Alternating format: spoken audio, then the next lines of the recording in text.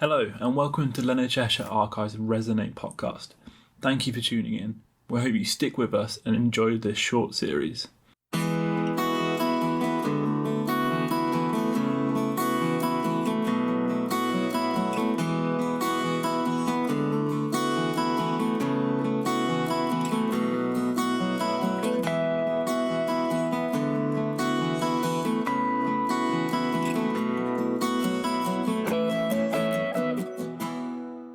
My name is Michael, one of the two presenters of this podcast. I am the project officer for Resonate, which officially started in October 2019. In this role, I administer the project. This includes recruiting our transcription volunteers and liaising with suppliers. My name is Stephanie. I'm the Archivist for Leonard Cheshire and I've been working here for 8 years. I look after and provide access to the archive of Group Captain Lord Leonard Cheshire and his work, and I also collect the history of the charity. And I came up with this project. Leonard Cheshire has been supporting disabled people around the world for over 70 years. Their mission is to support disabled people to claim their basic rights, access quality learning and work, and live as they choose.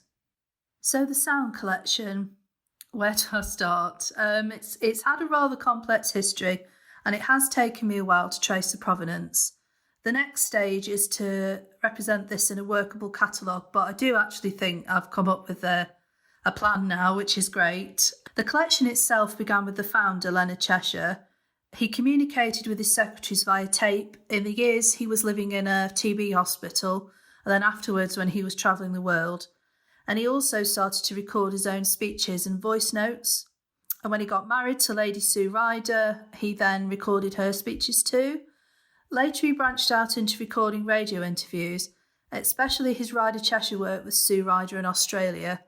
But this communication over tape came the other way. He had friends all over the world and they used to communicate with him on tape as well. And he was also interested in film and soundtracks, so we have a few soundtracks. Hopefully we're going to get a bit more detail now we've had the tapes digitised and the volunteers are looking at them, so that'll be great. At some point in the 1970s, he gave the tapes to some residents at our first service in Le Court in Hampshire. They started their own sound studio and radio station in the 1970s and 80s and added those recordings to the collection.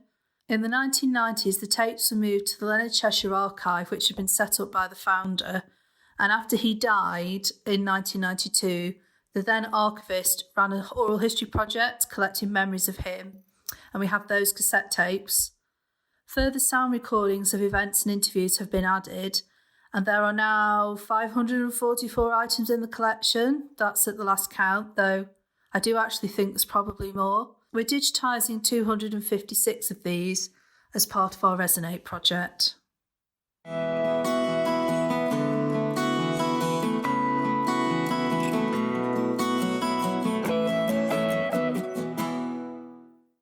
Resonate is funded by the National Lottery Heritage Fund and the Foyle Foundation.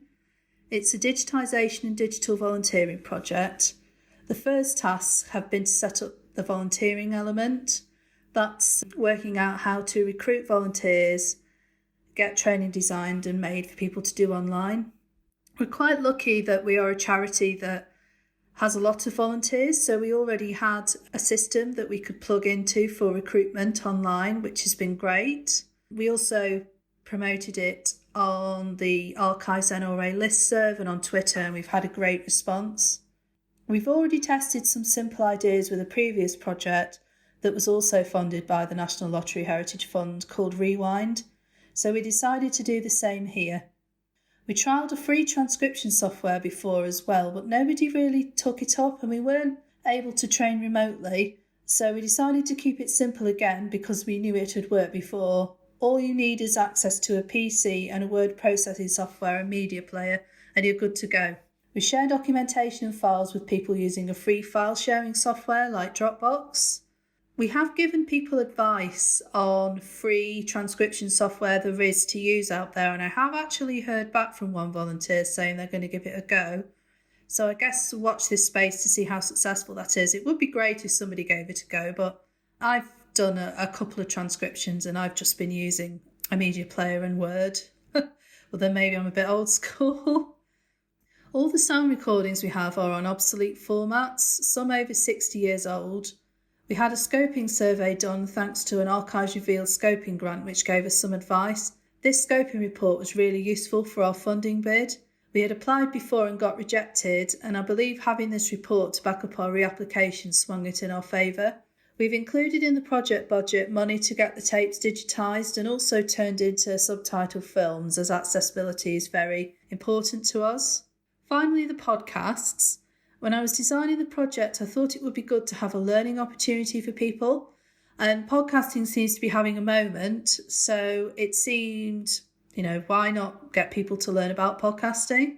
We're planning 3 podcasts, 1 by project staff, which is me and you, Michael, and 2 led by volunteers, and I'm really interested to hear the volunteers' opinions and thoughts about the process, or what they've listened to, good and bad. The podcasts are going on YouTube, mainly because it's hard to find an accessible free platform for podcasting, and also we know that YouTube is still really popular with online audiences, and we already have content on there from the archive.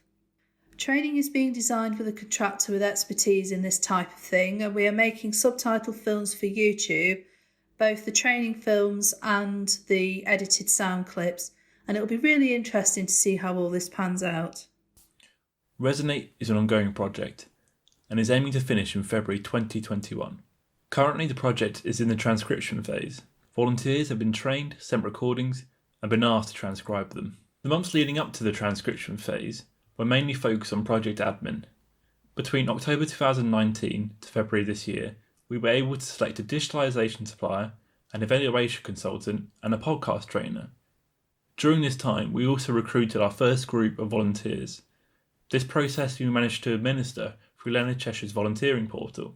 During this transcription phase of the project, we will also be providing podcast training to our volunteers through the form of tutorial videos and email support. As Stephanie has mentioned, we want our volunteers to think critically about what they are transcribing.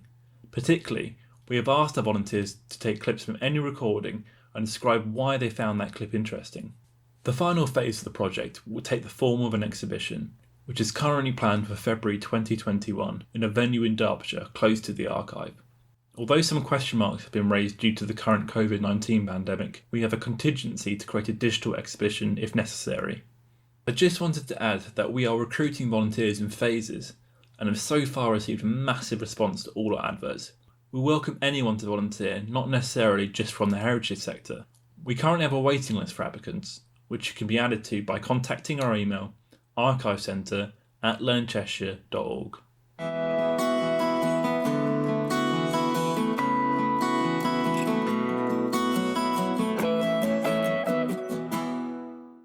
So why should you spend your valuable time listening to the two of us?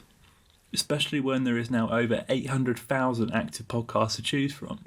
Well, let me explain the uniqueness of this podcast. This podcast, except for this first episode, will be volunteer-led. Therefore, I am a co-creation element for our volunteers. This co-creation will allow them to provide their own interpretation of the sound collection, rather than having us to pick our favourite bits because of our own previous experience with the collection. We want our volunteers to think critically about its recordings. What does this speech, interview, even piece of music mean to them? Does it reflect contemporary issues today? Or does it represent something personal in their own lives?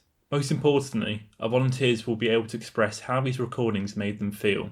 Our volunteers will amplify how important archives are and why access to them should always be broadened. To summarise, we have little control over the content of this podcast. Furthermore, the digitised sound recordings themselves will be played in this podcast, alongside volunteer contributions. This means all listeners will have access to the original recordings of discussions relating to a wide range of themes, which still have relevance today. These themes around disability rights, the RAF of wartime, and even the morality of war. I'm hoping our podcasts will give other archives some inspiration. Our setup is pretty simple. It's just me most of the time and a member of project staff if we've got a project on. But if not, it's just me managing the outputs of the project. It doesn't just end when the project ends. We've got no complicated, expensive technology to commit to or understand, so perhaps it's less intimidating for participants and also I count myself in this. Sustainability is a big issue and one that funders will ask about. It's definitely played a big factor in some of our decisions. I've been able to use the expertise of colleagues to get funding, however this has meant a lot of work. I would advise to definitely set aside time to do an application. Don't do it a day before the deadline. You want to take some time to make sure that what you're committing yourself to is realistic. Also to contact supporters for some written support, that's always great. Designing budgets can be a challenge. I do it by contacting people for quotes and I make it clear it's for a funding budget. That will help you once time comes to tenders, you will already know who's out there. We've used networks already available to us for volunteers. We've not forgotten staff, service users and current volunteers who are our biggest audience.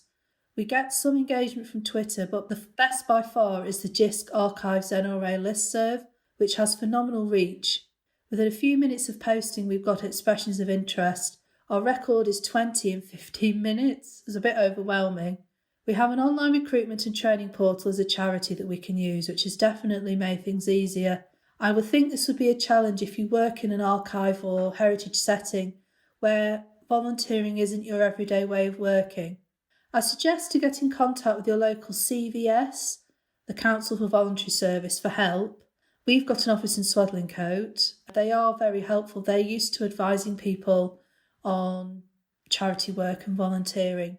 There's also a free volunteering portal called Do It, where you can advertise volunteering opportunities. That's got quite good local reach. And we've also used the University of Leicester Museum Jobs Desk because they also advertise volunteering opportunities. We will learn some things as we go along, and COVID-19 is going to be a challenge. We've had a lot of applications because people are looking for things to do from home, which is great, but that doesn't necessarily mean it's having a lot of active volunteers. I know I learned from our past project that when people come to you to volunteer, they usually have a period of time in mind, and the recruitment process takes time. So it could be that you actually miss the boat with some people because the time they've got in mind to volunteer with you has been and gone. So I would definitely factor that into the way that you plan volunteer recruitment. Maybe plan to have 3 or 4 rounds of recruitment to replace people who have left. And also don't take it personally when people leave either. You know, they're volunteering their time and people are busy. That is just what happens. But, you know, people want to have a good quality volunteering experience. So definitely take the time to do a proper induction. I hope the podcast will also shed some light on the history of the charity and the people who've contributed over the years. A lot of the recordings are of the founder's own talks, and they really show us the themes he was concerned with throughout his life. The charity has been around since 1948 and has been involved with a lot of social change and continues to be so. The recordings show changes in language describing disabled people and also changes in the aspirations of disabled people. They show how the charity has contributed to the championing of basic human rights of disabled people and their role in challenging discrimination. Because part of the collection is also the founder, Leonard Cheshire's personal collection, we have quite a lot of tapes about his inner life. He was a very devout Christian, so we have sermons. We also have some interviews that he made with people he knew from the Second World War. There are a couple of contributions from members of his family. We've got interviews with people who knew him. They were done after he died in 1992. And that was a seminal moment for the charity as well, because he had been very much the figurehead up to that point. We have some oral histories with residents and service users, which are quite interesting. They talk about their lives and what life is like living in a care home or in a communal way. So I'm hoping that the podcast will show some of this rich history and show how the charity has grown and changed and how society has grown and changed.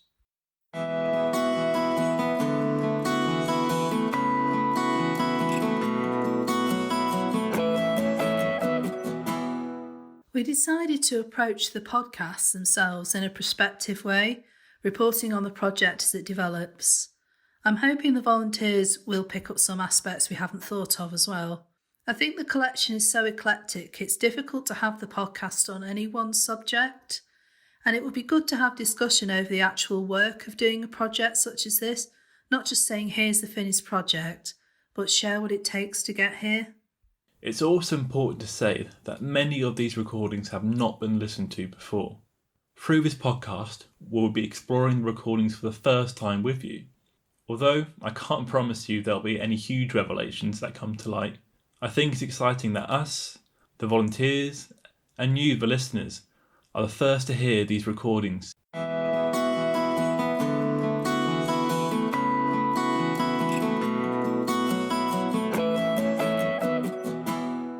Thank you so much for listening to this first podcast for the Resonate project. We hope we've given you the incentive to keep listening. Most podcasts at this point will give a teaser for the next episode, though since we don't know what the content will be, we can't. But I'd say that's another reason to keep listening. In the meantime, you can explore the archive's digitised film and oral history collections on our website, which is rewind.leonardcheshire.org. We also have a Twitter page at ArchivesLC. Now this will be the place to hear about updates for the project and when our next episode will be released. For now, it's goodbye from Steph and myself.